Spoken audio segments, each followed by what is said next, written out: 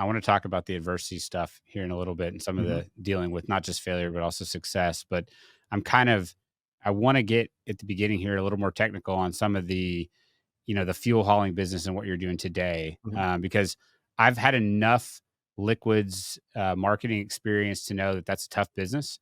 We work with Very. producers and we help them bid we talk in barrels, typically you talking probably gallons, but help Yeah. lease barrels get sold. And we've got a natural gas marketing company, and there we were able to take title and be purchaser and sell product.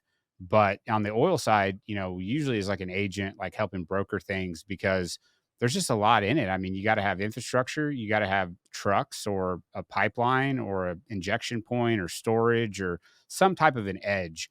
And so I'm curious, like, you talked about buying into that, your first transportation business. Was it harder than you thought? What edge did you think you guys had? And then what have you learned about being competitive in that industry? Because from what I know, it's tough. It's very tough. For the downstream, I think everybody will argue that they have the most difficult part of the process. But for downstream, I think that the fuel hauling side, I believe to be the hardest. I've been a wholesaler, I've been a retailer. Uh, Being a fuel transporter has been by far the most challenging. It is, and you really got to get any scale to make it worthwhile. And then you have this huge liability piece, and it continues to grow as far as the exposure that we run with every day. And it is very tough. So when I started it, I had to buy the truck. That was part of the deal. You want my business, you got to buy my truck. All right. So I bought the guy's truck. And it came with a driver, and so we hired the driver and to come with us. And so it was kind of natural because I already had my own gallons that I could transport. I wasn't really making any money because what I was paying him, what it cost to run the truck, I only had one truck. It was just really service. So what it allowed me to do at first was like a little edge on pricing, because if gas moves 2 cents a gallon, the average load, let's call it 8,500 gallons, well, that's $170.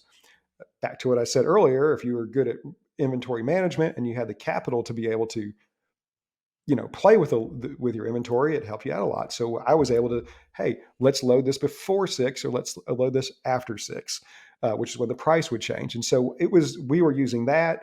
We used it that, finding a reliable carrier is very, very difficult. So when I had my own in-house carrier, we were able to service our customers, and we got a great reputation because my stores wouldn't run out. Like my stores were a priority, as opposed to when it was a common carrier we were giving the business to. Maybe the bigger the customer, the higher the Mm. priority that customer was. And we were not a big company. So I got into it. Um, just kind of, it's kept going with it. And it's just like, as things came to me, hey, so-and-so's got a truck for sale. Do you want to buy it? And we would have a little extra capacity on my truck because I couldn't keep it busy every day. And some of my friends in the industry would say, hey, our common carrier let us down. Can you grab that load for me? Sure. Why not? I don't have it. He's got nothing else to do. We'll go run it for you. And it just kind of, then once they saw how good we took of their account, we started getting more and more and more. And then it got to a point where it kind of stopped.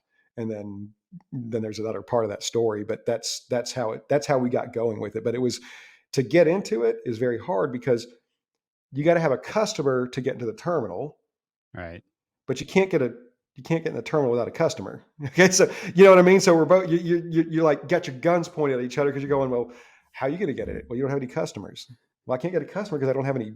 I can't get in the terminal. So it's kind of like chicken and the egg deal, and so it really keeps a lot of people out of it. And on top of that, the margins just there's a better the return on the investment is not necessarily the best, and it's a very, very difficult thing to operate. So, but I love it.